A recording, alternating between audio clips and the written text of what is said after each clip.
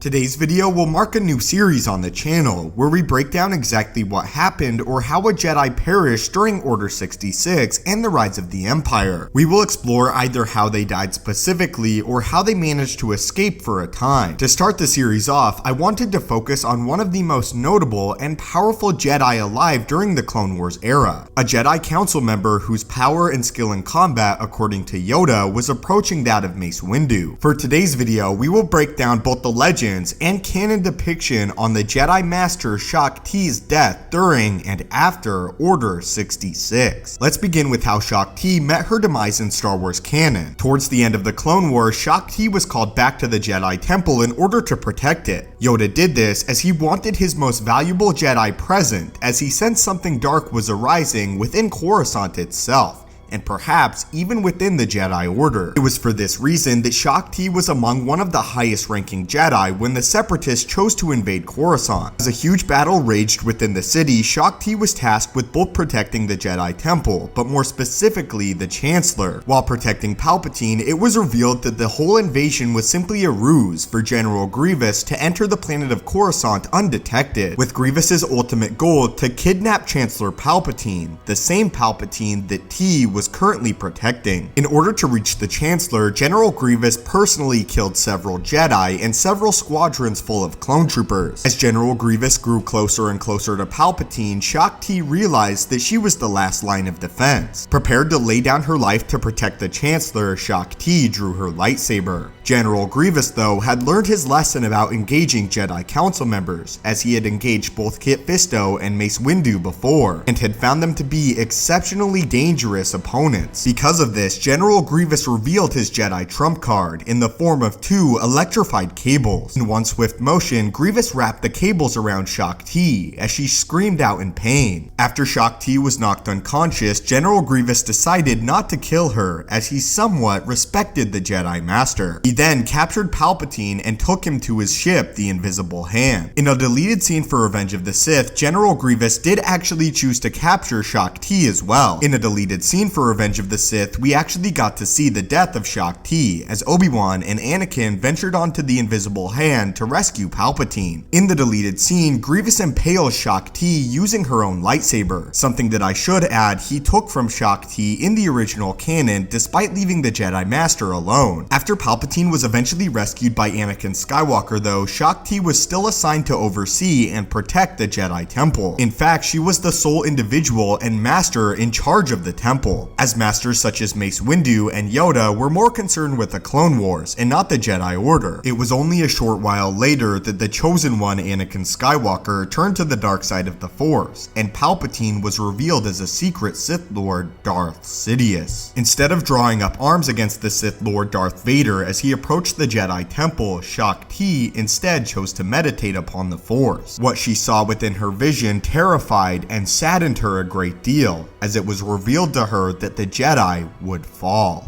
It was here that Shaak Ti would select her personal holocron and record a final message to any Jedi or even Force wielders that survived the Great Jedi Purge. In the holocron, she recorded the message that explained that this would not be the end of the Jedi Order, and that if anyone found this, she encouraged them to use her teachings to progress their own powers as a Jedi. After recording the message, Shaak Ti went willfully to her death and back to meditation. As she sat there pondering in the Force, Darth Vader entered the meditation chamber and approached the Jedi Master. Due to her lightsaber formally being taken by General Grievous, Shaak Ti did not put up a fight against the newly deemed Sith Lord. In one swift motion, Darth Vader activated his lightsaber and plunged it through the back of Shaak Ti, as the last thing she saw was blue plasma. Luckily for Jedi Master Shaak Ti, though, and for the rest of the Jedi Order, the holocron that she recorded moments earlier would be found by a Jedi Initiate named Luke Skywalker. The Legends depiction of Shaak Ti is far different, as in Legends, she actually survived the initial Jedi Purge and initial wave of Order 66. In Legends, we encounter a far more aggressive Shaak Ti, as she refuses to outright give up and die in the Jedi Temple that she swore to protect. Instead, in Legends, as she received word that a new Sith Lord and clone troopers were approaching the Jedi Temple, Shaak Ti activated her lightsaber and rallied any Jedi that she could. As the group of Jedi waited within the Jedi Jedi Temple, the first wave of clone troopers and Darth Vader entered. This group of Jedi led by Shaak Ti fought valiantly, but it was quickly evident that they would lose this fight. The clone troopers were simply too many in number, and this new Sith Lord Darth Vader was simply too powerful. Reluctantly, Shaak Ti ordered a Jedi-wide evacuation of the temple. She then led what remained of her group into the bowels of the temple itself and into the hangar bay. Once there, she personally gathered all of the Padawans and knights that she could, sending them on various starships. Every moment that passed though, she could feel the dark side of the Force grow closer and closer. When the moment arrived where there was no time left,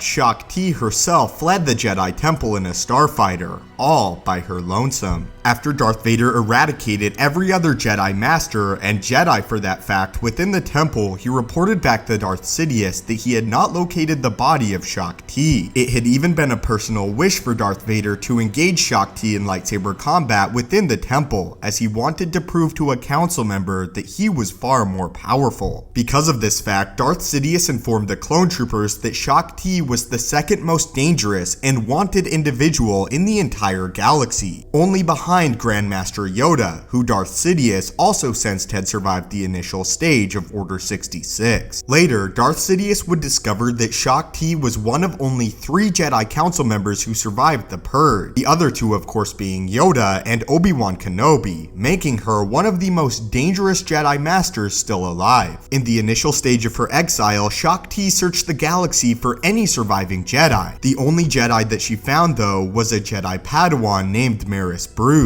who Shaak Ti sensed Order 66 had driven her dangerously close to the dark side of the Force. Shaak Ti though believed that Marus Brood could be the first of a new Jedi Order, and that even if Shaak Ti were to die, Marus could carry on the Jedi Order by herself, taking on at least several Padawans if they could find Force sensitives. Together, the 2 of them made the joint decision to travel to the planet of Felucia, which remained in the Outer Rim. They chose this destination as they believed that the clone troopers had left the area after killing both Barriss Offee and Aayla Secura. Once arriving on the planet, Shaak Ti discovered that many of the native Felucians were actually Force sensitive, not as powerful as a Jedi, but still held a connection to the Force, and therefore she trained them to embrace the light side. Also while on the planet, she trained Marus Brood in the ways of the light side of the Force, attempting to get her farther and farther away from the lull of the dark side. Although her new apprentice troubled her a great deal. Despite all of her teachings being implanted within Marus Brood, she could still feel that the young Padawan wanted to embrace the dark side and destroy the Sith Lords out of anger, the Sith Lords that had taken everything from her. Unfortunately, Shaak Ti saw no other way but to train Marus Brood to one day engage these Sith that she hated so much, hoping deep within herself that when the time came, Marus could turn away from the dark side. While on Felucia, Shaak Ti also heard rumors of a dangerous new Sith Lord that had risen, the same Sith Lord that destroyed all of the Jedi within their temple. One fateful day, Shaak Ti sensed that something was different on the planet of Felucia as the dark side began to linger. Looking to the skies, she saw an Imperial fighter enter the atmosphere of the planet and realized that the Sith had found them. However, what she sensed was not the same presence that she had in the Jedi Temple all those years ago. This connection to the dark side was more raw, potentially even more dangerous. Ti then received word from the natives that the individual who the fighter belonged to was a young boy, no more than 17 years of age. However, Jedi Master Shaak Ti would not be fooled, as she could feel the dark side was extremely potent within this young child. Ti then received further word that the boy, who was known as Starkiller, was destroying many of the natives as he was searching village by village for the Jedi Master. Not wanting any further bloodshed, Shaak Ti decided that she would personally confront the dark side wielder. She had sensed though that the boy was far more powerful than her apprentice, and therefore ordered Marus Brood into the jungle. Finally coming to terms with her death, Shaak Ti ventured to a sacred place within the planet of Felucia, known as the Ancient Abyss. There, she waited for the young boy. It was here that she got a far better look at Starkiller, and sensed that he was in fact the apprentice of the Sith Lord who had destroyed the Jedi Temple, Darth Vader. In a final act of love, Shaak Ti attempted attempted to persuade the boy to the light side of the Force, telling him that the Sith always betrayed one another and that his time would come. Starkiller, though, stated that if he were to kill Shaak Ti, he would finally be allowed to become a true Sith Lord and true apprentice to Darth Vader. The two of them, one Master of the Light and one Agent of the Dark, engaged in a heated lightsaber duel. Shaak Ti would prove to be extremely proficient in lightsaber combat, despite her years of exile. Although raw, Starkiller, though, was notably more powerful within the Force. Eventually, the duel concluded with Shaak Ti nearly killing Starkiller with her use of the lightsaber. However, again, Starkiller used the dark side of the Force to electrocute Shaak Ti right before she could deliver the killing strike. Although she was not dead yet, she sensed that she had been mortally wounded and that her time to join with the Force had finally come. Warning the boy one more time that his masters would in fact betray him, Shaak Ti flung herself into the abyss, thus marking the end of the great and powerful Jedi Council member. But that was the story of the death and Order 66 of Shaak Ti, both canon and legends. Both vastly different stories for the Jedi Master, but let me know in the comments below which is your favorite depiction. Do you prefer canon or legends? And if you enjoyed this series, I would really appreciate it if you could leave a like on the video. Also, if you did enjoy it, leave comments and suggestions below of which Jedi you would like to see covered next. As always guys, thank you so much for watching, may the Force be with you, and have a great day. Before you go, be sure to check out my other channel, The Marvelous Wave, where we talk all about the Marvel Cinematic Universe, including news, breakdowns, and theories about all upcoming and past Marvel movies. Link to the channel is in the description below.